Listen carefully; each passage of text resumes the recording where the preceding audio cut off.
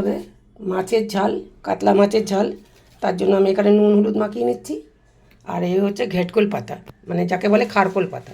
খারকোল পাতা বাটা হবে, তাকে আমি নুন হলুদ মাখিয়ে নিচ্ছি। আমি এটার মধ্যে খারকোল পাতাটাকে আমি সেদ্ধ বসিয়ে দিচ্ছি। নুন হলুদটা মাখিয়ে নিয়েছি। এখানে বড় সাইজের একটা পেঁয়াজ আছে আর একটা টমেটো আছে। এই দুটোকে আমি ভালো করে কেটে নিয়ে পেস্ট করে নিয়ে আসবো। কড়াইয়ের তেলটা গরম হয়ে গেছে, এক এক করে মাছগুলোকে ভেজে নিচ্ছি।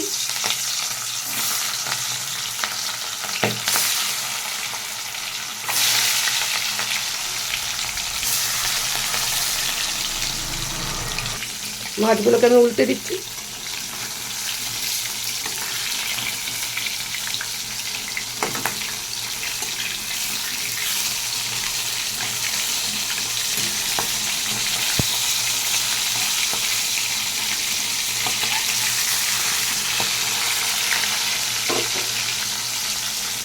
খারকোল পাতাটা সেদ্ধ হয়ে গেছে, আমি নামিয়ে নিচ্ছি।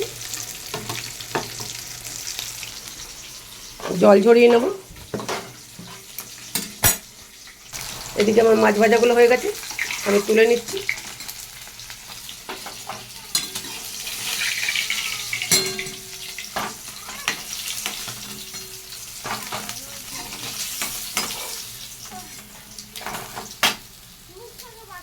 এই তেলে দিয়ে দেবো হাফ চামচ কালো জিরে, সঙ্গে দিয়ে দিচ্ছি পেঁয়াজ বাটাটা,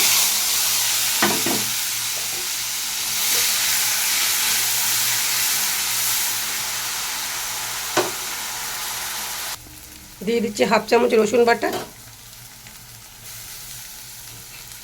রসুনটা বেশ ভালোভাবে ভাজা হয়ে গেছে, দিয়ে দিচ্ছি হাফ চামচ নুন আর টমেটো পেস্টটা।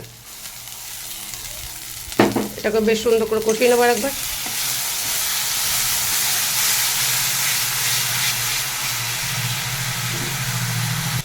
এরই সাথে দিয়ে দিচ্ছি হাফ চামচ লঙ্কার গুঁড়ো আর হাফ চামচ হলুদের গুঁড়ো।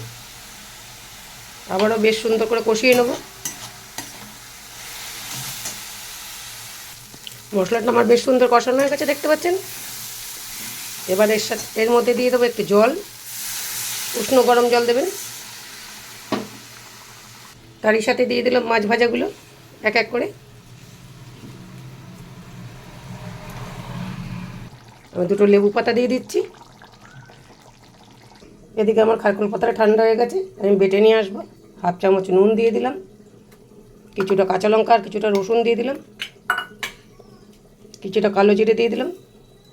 এবার আমি এটাকে বেটে নিয়ে আসবো। মাছটা আমার হয়ে গেছে, নামিয়ে দিচ্ছি। মাছটার উপরে আমি একটু ধনে পাতা দিয়ে দিচ্ছি। খারকোল পাতাটা মানে সাতলানোর জন্য আমি দিয়ে দিচ্ছি কালো জিরে। এবার এটা তেল খাবে কিন্তু অনেকটাই।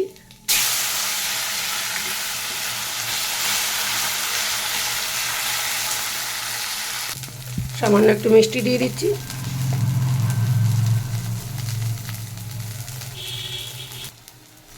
এটাকে সুন্দর করে শুধু শুকাতে হবে। এটাতে গরম ভাত দিয়ে এত ভালো লাগে খেতে, একদিন করে খেয়ে দেখবেন এরমভাবে। দেখতেই পাচ্ছেন এটা থেকে সব জল শুকিয়ে গেছে, একদম পুরো ভাজা ভাজা হয়ে গেছে। আমি এটাকে নামিয়ে দিচ্ছি এখন, গ্যাসটাকে বন্ধ করে দিচ্ছি।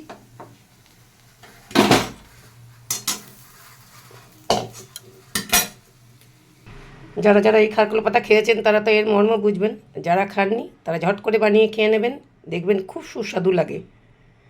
যদি আমার রান্না ভালো লাগে তাহলে আমার চ্যানেলটাকে ফলোয়ার্স করে নেবেন, একটা লাইক দিয়ে একটা সাবস্ক্রাইব দিয়ে দেবেন। ধন্যবাদ।